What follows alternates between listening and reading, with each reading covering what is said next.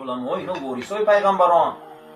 امروز نترسیده مسئله سه طلاق رو یا طلاق میتین، نترسیده مسئله طلاق بازی شده. امروز سه طلاق رو تعویل یا طلاق میکنن. در حال از دیگر مذهبو بگیرن سه طلاق را پیوست میکنن میتین. هر یکی ما و شما باید فکر کنیم که علم احکام باید دانیم. اگر ندانیم حتما باید حضور یک علما عظام داشته اینا رو پره کردن در کره. بسیار مسئله مهمه. این مسئله را امروزی باره جدی قپیم، فقه جدی قپیم در بین مردم. سه طلاق پر شد دیگه، پر. هر سه طلاق زنا، هر فرزندش ولد زنا. این فقه و حنفی های، این شوخی نیست. این فتوای فقط شیعه های و این مرزه جریان های نوپیدا که تعبیلیت طلاقش میکنن. این مسئله رو جدی قبیم برادران، چقدر جدی قبیم که مقصد فردامو از این علم احکام پرسیده میشه. چه برای علم ابدان تیپ دوتاز میکنیم، برای علم احکام هم احتیاط باشه. یعنی علم دو تقسیم میشه، یکم علم احکام بده، دوم علم ابدان بده. علم ابدان ده علم تیب میدرویا. هر انسان سلامتیش خوب کنه، هر انسان سلامتیش نقص کنه. امروز خیلی تیبا پیش رفته گیه. مسلمان‌ها باید کوشش کنن که در جان یکشون ظلم نکنن. رسول اکرم صلی الله علیه و سلم در زمانشون ده یک طبیب از روم میبیاین، خیلی در مدینه منوره میستن، هیچ کس مراجعهشون نمیکنن. بعد حضور نبی کریم میبینن میگن که مقصد این طبابت خانه که ما کشیدیم هیچ کس مراجعه نمیشه. و حضرت چی به اینا خیلی مراجعه نمیکنن؟ چی خصلت دارن؟ گفته اینا یکم خصلت دارن که تا گشنه نشون خوراک نمیخورن، پیش ای سیر شدن بس میکنن. گفته شفا دادری همینه. من چیکار میکنم در اینجا؟ یعنی که بسیاری حالت بیماریای ما ای خوردنای بی‌معنی بوده. یعنی که در همین حدیث رسول اکرم وصف میشه که اینا مردمای هستن میگه که با درجه گوشنه میمونن که قریب میافتن و میخورن، قریب سیر شدن شدن دیگه نمیخورن بس میکنن. گو شفا در نمیده چیه. برای همین هر انسان باید علم را فکر کنه که بنیادگذار علم حلال و حرام یعنی که قرآن عظیم و پیامبران الهی آمدن. چرا حضرت امام ابو حنیفه این قدر منزلهشان با امام اعظم یعنی برای ما و شما مشهوره؟ حضرت علم فقه، علم حلال و حرام، علم عبادت و معامله را برای ما و شما بابندی کردن. یعنی فصل و باباش خود اجرا کرده بودن. حتی در زمان خودشون 1000 تا شاگرد داشتن. وقتی فتوا رو میپروردین در بین 1000 شاگردشون میموندین که همین من در همین فتوا راضیم که دستا باید برابر گوش برداشته شود یا در دهنبی گوش رسانده شود. شما چی میگه؟ و هر یک شاگردشون فتوای خودش میداده، با حضرت میگرفتن ای بین 1000 کس در بین 40 کس میموندین. و این 40 کس معتبرترین شاگرداشون بوده. میگفتن من دوست میدارم که طبق حدیث های پیغمبر دست زیر نفت باشه. شما چی گفتنی؟ با ای 40 کس میگرفتن در بین 4 شاگردشون میموندن، امام ابو یوسف و امام محمد، امام ظفر و حسن ابن زیاد. با فکرای او را گوش میکردن، با فکر خودشون میگفتن و میگفتن فتوا را نویسه. 60,000 فتوا را در زمان خودشون داده بودن. 60,000 مسئله دوره در زمان خود جواب داده بودن. خداوند لعنت میکنه همون مردمانی را که از علم حلال و حرام بخبر باشن. در زمان حضرت امام ابو حنیفه شخصیت‌های زیاد میگه پیش حضرت می اومدن میگفتن که حضرت میخواهیم که صفای قلب یابیم، میخواهیم که توفیق یابیم، میخواهیم که هدایت یابیم، میخواهیم که قلب مونده نور ایمان پیدا شود. حضرت میگه هرچی نخرید، هرچی نپوشید، هرجا هرچی نگوید.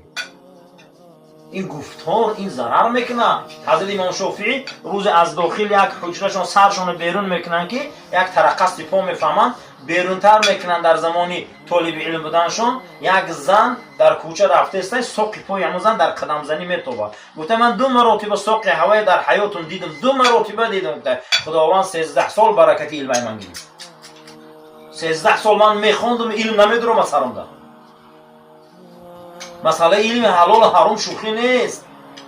امروز ما میگیم نه چون حضور قلب ندارم، چون قلبم آرام نیست، چون ایمانم نور نداره، چون توفیقم ضعیفه. سببش چی بوده؟ هرچی خوردن در کار نبوده، هرچی پوشیدن در کار نبوده. خدا رحمت کنه همون کامپیوترهای پیشتر نه در زمان شوروی ای مگزین نان نمیخوردن. هر خیلی خوراک نمیخوردن. چی با؟ برای صفای قلب، قبول دعا. جناب پیغمبر صلی الله علیه و سلم گفته بود است که حضرت داوود علیه السلام نجار بوده، فقط از عمل دستش میخورده. حضرت زکریا علیه السلام فقط از عمل دست خودش میخورده است. جناب پیغمبران رو قصه میکردیم. یعنی مقصد از این اشارات چیه؟ همه این حلاله. و مسلمان علم حلال و حرام بسیار خوب اهمیت داره. حلال و حرام چیز شوخی نیست. باز اگر یک قاشق شکر گیریم در آب جوش توفتیم میگن حل شد. حلال یعنی حل میشود در روح من، در معده من، در خون من. حرام چیه؟ اگر من خاک گیرم همین در داخل آب توفتیم همین سنگ هیچ مال حل نمیشود. حرام همینه، در معده حل نمیشود، در روان حل نمیشود. حرام چیزی بده. حرام خون میشود، حرام رک میشود، حرام گوشت میشود. رسول اکرم صلی الله علیه و سلم گفت تا او را دوزخ خشک نکنه شما جنت نمیدروید. اما را خشک میکنه. حدیث گوهربار داره جناب پیغمبر صلی الله علیه و سلم که هر کسی خود مرده میخوره گو به ایمان میمره. برای چی ما مال خود مرده نمیخوردیم؟ آدم به ایمان میمرده. هر کسی خود مرده خورگو به ایمان میروه. هر کسی که حرام خورگو در وقت مرگ شهادت گفتن در وقت مشکل میشه. علم دو تقسیمه، یکی علم احکامه، یکی علم ابدانه. امروز چقدر جسدامون اندک بیماری ده از صدها جا کوشش میکنیم که تبابت یابیم، نقص شویم. ده ها آدمای خوب و طبیبای خوب ده مراجعت میکنیم. مسئله دین مونده ما که طبیبای نقص مراجعت کنیم. مسئله دین این اوینه، شوخی نیست آخی. این تاثیر میکنه. حضرت امام ابو حنیفه را میپرسیدن که حضرت اگر از بازار لباس خریم پوشیم و هوای نماز خونیم درست میشوه؟ میگه درست میشوه. میگه ختون خری چی؟ گفته من 3 بار میشوم. یعنی که اینقدر وای شخصیت رو تقوی میکردیم، ورع میکردیم. در عصر 6 کدام انسان در عصر 6 که لباساش میجوشونه در دیگ با میپوشه نو برآمد این تمامی مقصد اسباب میجوشوندگی؟ این رسول الله است. در عصر 6 پیغمبر ما لباساش در دیگ میجوشونه با میپوشه. در عصر 6 کیه که یک طول روز 24 ساعت دندانشوکش خطیش باشه؟ این رسول الله است. رنگ استاهایی که قلم در اینجا گوش میمونن پیغمبر ما همین دندانشوکش مقصد میسواکش در همین جا بود. حتی مرد پیغمبر ما دندانش میسواک کرد با محمد نشه بسن. پیغمبری تازه، پیغمبری پاک. کیه در عصر 6 که مرغ چوجهش را بازار بیاره کلان کنه، او را به خروک دست خودش کلان کنه، در داخل قفس با او را مقصد استفاده بکنه و استفاده کرده با بکشه بخره. کیه؟ این رسول الله است. مرغ را میره به بازار میوان، او را بانی میکرد، تازه میکرد. میگه بخشونه حضرت چیکار میکردن؟ میکشتن او را میخورن. که این جناب پیغمبر است. ما نداریم این خیلی انسانیت در اصل 6. این خیلی آدم نداریم که لباس جوشانده پوشه. این خیلی شخصیت نداریم که این خیلی شخصیت باشه. مادرمون عایشه را فریاد میکنن که عایشه خوشبویی داری؟ میگه از ختم، میگه از من تمام شده، میگه از منم تمام شده. یگون کرته داری که خوشبو باشه؟ نه. گفت دارم. هوای آورده. میگه جناب پیغمبر ترک کردن آبی همه را در دستاش مولیده و مسجد رفتن. پیامبر ما به دوخی مسجد نمیروند، به خوشبویی مسجد نمیروند. این خیلی پیامبری زیبا ما را فقط به سوی حلالیت دعوت میکنه. الحلال بینون میگه در بین صحابه. حلال آشکاره. میگه همه حلاله. حلال آشکاره. الحرام بینون، حرام هم آشکاره. نگوه میگه که من حرام حلال نمیدونم، همش آشکاره. امروز چیه که علمای عظام جواب نداده باشن؟ همین مسئله های باریک که برای ما و شما بیان کرده دادیم. برای بدنمون هر یک تمام طبیب و دکتر در مراجعت میکنیم، باید برای دینمون مراجعت کنیم. علم احکام شوخی نیست. این علم مسئله میگفتن. پسر داملا رو تو مختصر نمیخوندن ها؟ یا حتی که امامتشون اجازه نمیدادن که مختصرا بخواه خوندگی باشه، با پیش دروه شوخی نکنه. نماز قوم قدی بازی نکنه. قرآن و سنت و حدیث ها این مثل همون گندم های آسیاب در او را مجتهدات در آوردن، تا دادن آردش کردن، آردن نان کردن. نام همون نان علم حلال و حرام همون مسئله است. انا مسئله را ما در پیش مونده میبره، اینه تیار کرده آوردن. انا همین صاحبه مذهب کردن. امروز باید همین به طریق درست мақсад расонем. ҳар як мусулмон агар фикр кунад барои охираташ, барои ин дунёш савоб гирифтан, бояд илми ҳалолу ҳаромо омӯзад. ҳазрати имом абу ҳанифаро пурсиданд ки илми ҳалолу ҳаром чист? фиқҳ гуфтанд маърифату нафси мо лаҳо ва мо алайҳо. ҳар кас аввал бояд худша шиноса, дуюм зарару фоидаро шиноса, сеюм чи савобай чи азобай шиноса. маъни илми фиқҳ ҳамин буда. савобу азоба бояд шиносем, зарару фоидаро бояд шиносем. бинобар ҳамин сабаб ба дини мо пок мемонад. ҷаноби пайғамбар саллаллоҳу алайҳи васалам гуфтанд ва ман иттақо, касе агар парво кунад ай шубҳаву ҳарому шубҳаву фосид, истабраъ пок мемонад обуруш, қалбуш, динаш. хоҳе ки рӯҳуту динуту обурут ҳифз монад, бояд илми ҳалолу ҳаромо донем. ан ҳамин қадар бемаънигӯе ки ман чанд ракат намедонам намоз хондам, фикрам дар ҳар ҷоҳай, сафои қалб надорум, имонум мустаҳкам нестай, инай чи ва гирья надорум, чи ва шабу хеса таҳаҷҷуд надорум, решаш дур шудан аз илми ҳалолу ҳаромай. мо намедонем илми ҳалолу ҳарома дигар. илми ҳалолу ҳарома касе ки донисту фаҳмид, вай шаб мехезад, вай гирья мекунад, вай дилш гӯй мешавад, сафои қалб меёбад. ҳазрати султон иброҳими адҳама молики мақсад ироқ файрод мекуне ки як субҳ мега биё хони манда мега тановул кун. баъд аз ӯ мега рав мега ҳазрат фаҳмидем ки чӣ қадар як шахсияти бузург бидем шумо. баъд аз ӯ механда мега ман барака дай субҳ ёфтум, ҳамин қадар субҳҳо тановул кардам, қалбам ҳӯй нашуда буд, нав барака дай субҳ ёфтуму аямин намози саҳар ёфтум. биё дигар рака мана саҳар ёғам натеҳ. яъне ки ӯ ишқеда ки ман дар саҳар ӯ давлати қуръону файзи имона ай субҳи содиқ ай саҳар ёфтагиам, мара аз ӯ шумо манъ накунед. яъне ки дубора мана бо ба ҳамун хони султонию амирӣ даъват накунед. ҳазрати султон иброҳим метуаст. мақсад чия? мо бояд давлати қуръон монаёвем, давлати имон монаёвем, давлати бадан монаёвем, давлати зиндагӣ монаёвем. ҳамаи ин ай нуқтаи назари шариат дар шинохти илми ҳалолу ҳаром. ҳар касе як масъалаи ҳалолу ҳарома аз уламо ёд мегира мекавад, 100 ракат намози нафл дар номаи аъмолш менависанд. ира ки гуфта буда ҷаноби пайғамбар, ҳадиси муҳаммад. ин масъала дар ҳар яктамон. имрӯз аз рӯи наски ҳам маҳс мекаша, касе парво надора, шӯхӣ мекуна, касе парво надора, ҳамин таҳоратода ҳазл мекуна. расули акрам саллаллоҳу алайҳи васалам дар намоз, дар ракати дуюми намоз сураро фаромӯш мекуна.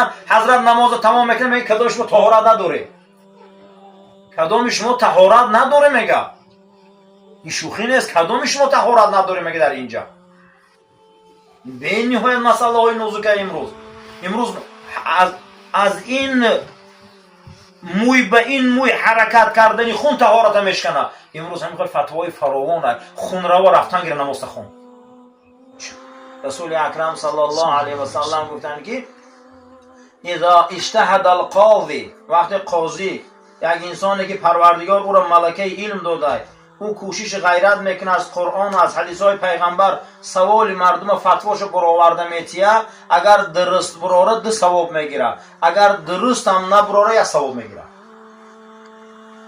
ҳар касе ки ба ҳамин гуна инсонҳо пайрав мешава, фатвоҳои ёро гӯш мекуна, мазҳабҳои ёда пайрав мешава, ҳамин хел бузургоро гӯш мекуна, яъне малакаи илми онҳо баландай, монда масъалаи закот, монда масъалаи рӯза, монда масъалаи аҳкоми шаръу зиндагӣ, оиладорӣ монда, пайра ба мазҳаби фиқҳи ҳазрати имом абу ҳанифаем, ҳазрат дуруст буровардагиан, ҳар фатвоеда ки мо амал мекунем ранги соҳиби мазҳаб монда савоб мегирем. агар дуруст ҳам набуроварда боша 1 савоб мегирем. яъне ки кӯшиш карда. ва хассал мустанбитин, худованд ин гуна одаморо аз байни мардумо ҷудо кардагия. ино донадонаанд. уламои изом донадонаанд. иноро худованд мега мустанбитин. мустанбит талаби набат гуфта дар мақсади гап забони арабӣ одами чоҳкана меган ки аввалин чоҳа мекана, оби чоҳа худаш чикор мекуна менӯша. яъне уламо ранги чоҳканоанд. уламои ранги чоҳканай. уламо меҳнат мекуна, уламо китоб мебина, уламо китоб менависа. барои чӣ? барое ки ҳамон оби чоҳа бурора якм худаш бинӯша ва баъдан баъди мурданшам ин чоҳ ҳамара сероб куна. вазифаи уламо ҳаминай. пайғамбарора вазифашон ана ҳаминай. барои ҳамин ҷаноб пайғамбар саллаллоҳу алайҳи васалам фармуданд ки بعد سری من با خلفای راشدین که هدایت یافتند به همونا عمل کنید. حتی در یک روایت دیگر گفتند که من دوست می‌دارم که شما پیرو دو شیخ امت من باشید. گفتند که دو شیخ؟ جناب پیغمبر ابوبکر و عمر را نشان دادند که در شریعت داری و دینداری شما به اینا پیرو باشید. و گفت دوست می‌دارم زهد و دنیا بیزاری را از مثل ابوذر غفاری و دوست می‌دارم علم حلال و حرام شناختن شد مثل عبدالله بن مسعود. برای همین هر یکی ما و شما در امروز چیزی مهمه که پروردگار از بین مردم فقیه ها و علما را ملکه میتیه، اونها را خاص میکنه، اونها را درجه میتیه، میبره در بین ما بلند میکنه. اینا همون چاپکنه هم جمعیت زیادن. حضرت علی کرم الله وجهه پرسیدن که مردم سه قسمت میشوند، مردم سه تقسیم میشوند، یکمین قسمتش در عالم اسلام بین مسلمان ها گفتن علما و ربانی، علمای ربانی. این علمای ربانی جاهاشون خالیه. این علمای ربانی برای ما و شما به درجه بزرگ هستند که دوست داشتنشان واجبات ایمان است. اینا یک قطعه هن، یک اقلیم هن. پیش اینها در انسان میبیا از تمام نامشروعیات حرام و حلال جدا میکنه. این شوخی نیست که علما این وارث رسول اکرم هست صلی الله علیه و سلم. برای همین علما تقسیم کردن که علم دو تقسیم است. یکی علم حلال و حرام که او را علم احکام میگن، در بین نماز و روزه و حج و زکات و همین میدرو. حدیثی که امام احمد روایت میکنه رسول اکرم صلی الله علیه و سلم فرمودند هر کسی یک مسئله دینی را در حلال و حرام، چه در مسئله فقهی که زکات و حج و نماز و طهارتش در یک مسئله را یاد میگیره با طریق ثواب و راه درست، به اندازه 100 رکعت نماز نفل اجر میگیره. یک انسان میخزه و یک مسئله نمیدانستگی دینش راست میکنه، میخزه یک مسئله نمیفهمیدگیش راست میکنه، میخزه میبیا یک کاری نماز حج و زکات راست میکنه، همون را نمیدانست همون را میفهمه، به اندازه 100 رکعت نماز نفل ثواب میگیره. این شوخی نیست، این هزل نیست. برای من گاهی میشنگه حضرت امام مقصد میشوشتن سر و فوکشان خوشبویی میکردن، با لباس میگرفتن، عطر میزدن، بعد از اون میپرسیدن که حضرت امام ابو حنیفه کجا میری شما؟ میگفتند امروز یکی از علماهای دور با نام اوزاعی خطیب میخوند. چی با آخه خطانی قدر تابعین بزرگه با این قدر تیاری میبینی؟ میگفته علم چیزی پاکه، در پاکیزه ها دوست میداره، در پاکیزه ها میچسبه. من امروز غسل گرفتم، خوشبویی کردم، با توفه گرفتم، حضور علما میرم میشینم گوش میکنم که امروز چیزی نو یاد میگیرم. وظیفه هر یک مسلمان در تعلیم و تربیه و علم گرفتن و موعظه گرفتن مثل با زنبور عسل باشه.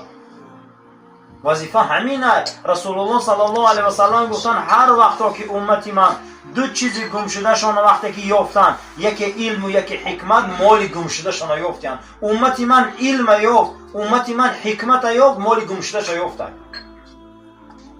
حضور علما اساسا برادرها شیشتن از سوال و از اون چیزهایی نمیدانسته که پرسیدن 100 رکعت نماز اجرش میگیری. 100 رکعت. حدیث ابو رافعه که رسول اکرم صلی الله علیه و سلم فرمودن که روز قیامت بنده را حساب کتاب میکردیم، به سوی دوزخ امرش میکردیم بردن ده. بعد از اون ملائکه سوال میپرسیدن که یگان بار حضور و مجلس یگان علما داشتگی؟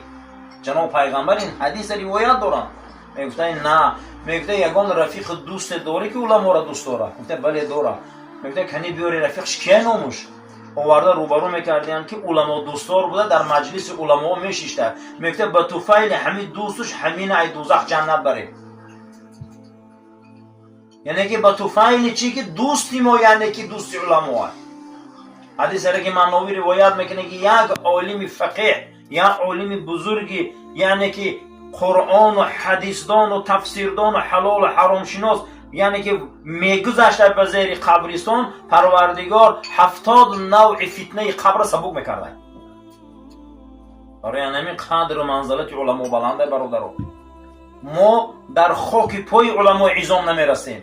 او بودن که این دین آورده ما در رساندن، او بودن که این دین آمده ما در رسید. چی گونه که مستنبتین اینا انمو چاه کنان، اونا انمو منحله کندن، چاه کندن، آبیاری کردن تا به امروز ما حلال شناختیم، حرام شناختیم، تا به امروز ما فاسد شناختیم، مکروه شناختیم. دومین در این ما جناب پیغمبر صلی الله علیه و سلم معراج کردگیم. معراج یعنی که رسول الله صلی الله علیه و سلم آسمان دنیا یک جایی رفتن که برای ما و شما هیچ از عقل و درک و علم بیرونه. این عقل و علم هیچ محل مقصد درک او را هیچ درک کرده نمیشود، اما علم لدونی و ایمان و اخلاص و اعتقادی که ما داریم جناب پیغمبر در این ماه معراج کردند. یعنی که ماه رجب اینقدر خصوصیت های بزرگ داشته است، چقدر اشاره های کلام پروردگار برای ما و شما مبارکش کنه و یعنی که صاحب شدن به ثواب و صاحب شدن به او درجه های خیر نزد پروردگار برای ما و شما نصیب کنه. العلم و علمان، صاحب اصول و صاحب اعتقاد و همون شخصیت های بزرگ در کتابشان آوردن که علم دو تقسیم است. برای هر یک فرد مسلمان باید دانه که علم شریعت گفته دو تقسیم اصلا، علم الاحکامی و علم الابدان. در این کتاب های ادبیات میبرد که یعنی یکم علم احکام بوده. در علم احکام همه ما و شما نظم میدانیم که حرام میدرویه، حلال میدرویه، شبهه میدرویه، مکروه میدرویه، باطل و فاسد میدرویه. هر مسلمان در ضروره که علم حلال و حرام دانه. اساسی همین 6 تا 9 هر یکی ما و شما در اینجا مقصد 6 تا 9 موعظه گوش کردن و تمام علما همین را دو تقسیم کردیم. یکمش گفتن علم احکام. هر یکی ما و شما با احکام ها به دنیا آمدیم. هر یکی ما و شما با احکام نکاح به دنیا آمدیم. هر یکی ما و شما با حلال به دنیا آمدیم. هر کسی که علم حلال و حرام شناخت و یا دینش بنیاد شد. خداوند خاندان فیض و برکت قدم علما رو مبارک کنه و خداوند ماه رجب مبارک کنه، این شب مبارک کنه، قبر پدر حاجی را پرنور کنه، عاقبت کار ما را خدا بخیر، ایمان ما را سلامت کنه. آمین یا رب العالمین. قلم تقدیر نرفته باشه هیچ محل ما ایره فراموش نکنیم که حضرت عمر وقتی که خنجر میزنن حضرت در بستر مرگ بدین که عبدالله بچه‌شان گریه میکنه، میگه عبدالله بیقراری نکه بچم، چی زیر نوشتگی باشن او را تو میبینی. همین را نوشته بدین در من که امروز من ترور کردن، امروز من تیغ زدن، چی زیر نوشتگی نباشه تو یا نمیبینی. اول می نویسن گو بکارا میکنن، اینا خدا در تقدیری موت نوشته بده بچم گریه نکه بسیار روزی شب تقدیرت. برای همین خداوند اول می نویسه با او را چکار میکنه با عمل ده میشود. چیز بالای ما ای غم میبیو، ای آفت میبیو، ای کلفت میبیو، ای خرسندی میبیو، حتی یا خندیدن یا میجا، حتی یا زیقشتن یا میجا، همش قلم تقدیره، همش قلم تقدیره. آدم میگه کو بسیاریا ای من آفرنده تقدیرم خودمم، همش خودمم. کنی را در کرسی بالاشین گم حاکمم گفت پیش خود، کنی را کرسی کسا گیر، کنی را جوش تشین بعد تو آفرنده تقدیرت باشی. کنی را یک انسان نگو که من فلان کشور در راهبر میشم کرسی را میمونم تا.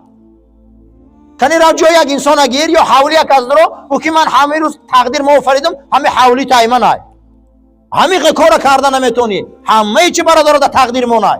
کسی بلند میشه، کسی پس میشه، کسی گدا میشه، کسی ثروتمند میشه، کسی پادشاه میشه، کسی گدا و مقصد خاک زمین میشه. این همه تقدیر مونای. فقط ما اختیار داریم. یگانه بند مخلوق در بین 18,000 عالم الله او را اختیار داده، این آدم های یگان چیز خدا دیگر اختیار نداده.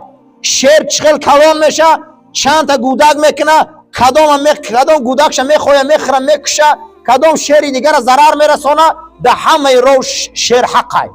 اما آدم خیلی نیست، آدم ده خدا اختیار داده گه. اختیار میکنی جنت میری، اختیار میکنی دوزخ میری.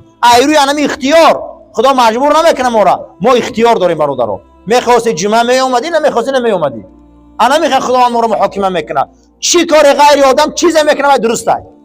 ما مکلفیم این چهار ناز درک کنیم. فردا ان شاء الله تبارک و تعالی جمعه دیگرمون در همین بابت صحبت میکنیم. هر نماز ما میخوانیم که التحیات لله و الصلوات و الطیبات این شب معراج به رسول اکرم نازل شد. همین دعا آمده عرش الهی معنیش همینه که التحیات لله و الصلوات و الطیبات. معنی التحیات همین بوده که ملک پادشاه است، عظمت بزرگ است، البقاء دائم دائمی و زنده است، و سلامت من الآفات تمام بلا آفات و سلامتی رو وای میتیم، بلا آفات رو برطرف میکنه. معنی التحیات همین بوده. هر نماز ما التحیات میخونیم معنیش همینه که خدایا تو به بر وقتی در عرش و در قلم و در کرسیت همه اینا در لوح ما را تقدیرامون رو نوشتگی، همش تی التحیات لله و الصلوات و الطیبات. هر روز بزرگی و قدرت، آفت و بلا، رفع کننده و دور کننده بلا، آورنده بلا و آفت، همه این ای درگاه الله به قلم تقدیر میرسه.